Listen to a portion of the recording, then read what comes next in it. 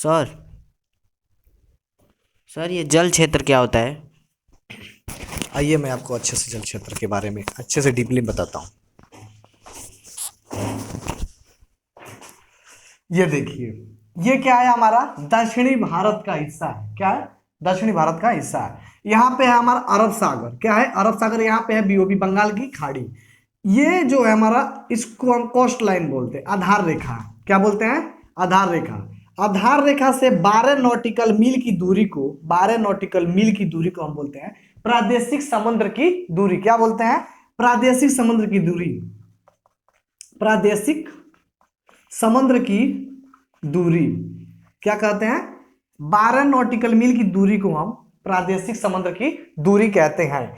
एक नॉटिकल मील बराबर जो होता है, एक नॉटिकल मील बराबर हमारा होता है 1.852, इतना होता है, एक नॉटिकल मील में होता है।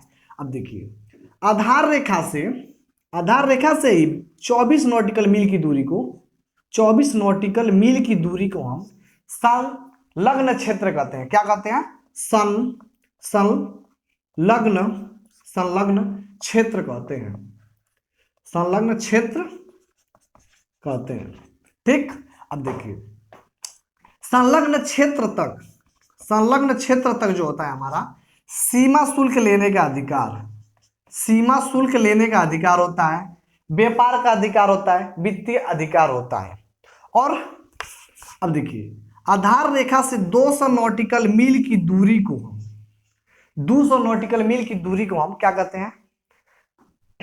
200 नॉटिकल मील की दूरी को जो हम कहते हैं वो अन्य आर्थिक क्षेत्र कहते हैं। अन्य आर्थिक क्षेत्र क्या कहते हैं? अन्य आर्थिक क्षेत्र। अन्य आर्थिक क्षेत्र में जो होता है, हम द्वीपों का निर्माण कर सकते हैं। ठीक, नए द्वीप बना सकते हैं और अन्य काम कर सकते हैं, सीमा शुल्क जैसे और कार्य कर सकते हैं। ठीक। और 200 नॉटिकल मील की दूरी के बाद को, आधार रेखा से 200 नॉटिकल मील की दूरी के बाद को हम उच्च सागर कहते हैं। उच्च सागर। उच्च सागर में क्या कहते हैं? उच्च सागर। उच्च सागर।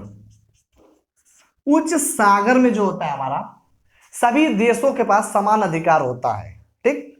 और यहाँ पे कोई भी द्वीप बना सकता है, मानव निर्मित भी बना सकता है, और वैसे तो होता ही है, और अपना अनुसंधान केंद्र भी खोल सकता है। जैसे लैब है अपना, इंडिया का लैब यहाँ पे खुला हुआ है। Thank you.